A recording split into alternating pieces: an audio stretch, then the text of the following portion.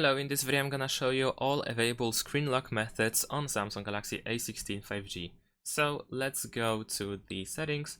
Over here we can go to security and privacy in order to find the screen lock options.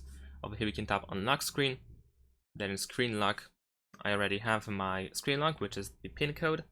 However, besides the pin code we can also set up the password, we can also use a pattern, and we can also use a simple swipe, which is pretty much not secure at all. And of course we can disable the screen lock, so if you don't want to use the screen lock then you don't have to. And you can use different pin codes. 6 digits is recommended, but you can use a 4-digit code as well. This works fine. As you can see, we can continue. Besides these traditional screen lock methods, we also have biometrics, which are face recognition and fingerprint sensor, which is located on the power button. And that's it. Thanks for watching, leave a like and subscribe to my channel, and see you in my next videos. Bye.